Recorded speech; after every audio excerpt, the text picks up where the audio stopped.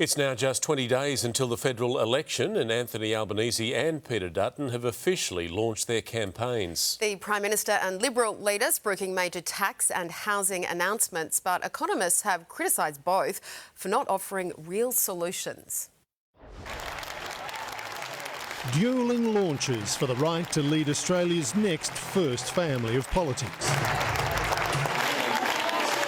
Peter Dutton joined by Prime Ministers past, John Howard, Tony Abbott and Scott Morrison. No sign of Malcolm Turnbull. Anthony Albanese, just Julia Gillard, no Paul Keating this time. Kevin Rudd in Washington. Taking opposite approaches from opposite sides of the country. In Perth, the case for continuity. Well, thank you to whoever just yelled out. In Western Sydney, change. Are you ready to get our country back on track?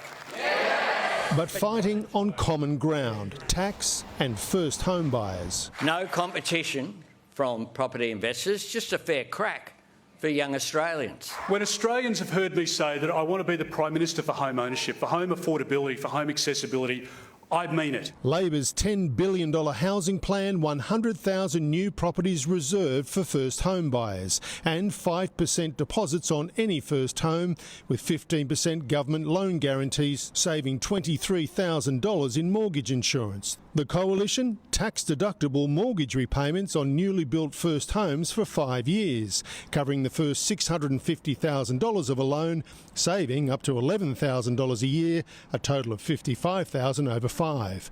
Reckless, say economists, both likely to send house prices higher. Same stuff. Both sides have got a dumpster fire of dumb for us today. Dutton wants to make house prices skyrocket with his dangerous debt trap plan. Labor just wants to tinker around the edges. And on tax, taking different tax. Labor, a $1,000 instant tax deduction for work-related expenses, no receipts needed, benefiting 6 million, mostly low and middle income and young workers.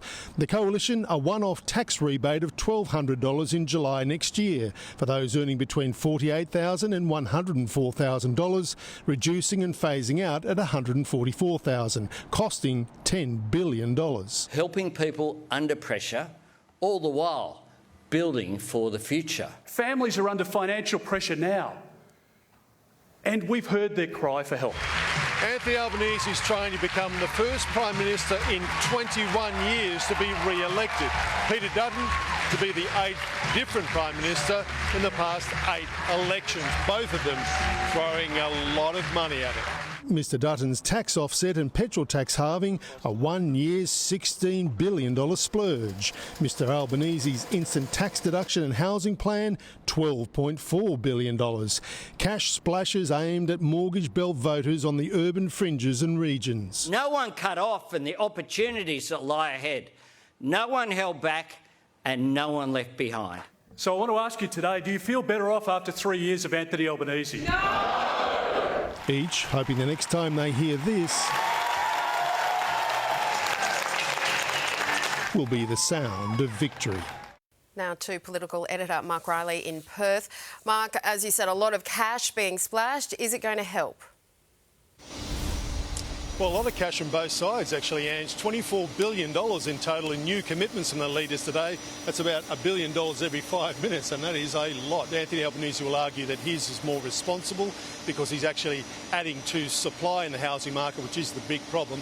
100,000 new homes just for first home buyers, as well as those demand incentives, and that his tax cuts are baked in. They're changing the tax brackets and therefore long-term and more responsible in his view than Peter Dutton's one-off big tax cut of about $1,200, which will come in 15 months' time.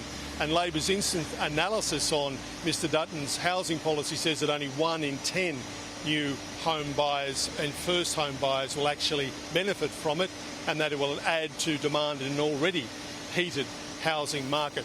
But the big question is, what do voters think about? Does this change the equation? And we'll know the answer to that in about 3 weeks' time. Yes, we will. Mark Riley in Perth for us. Thank you.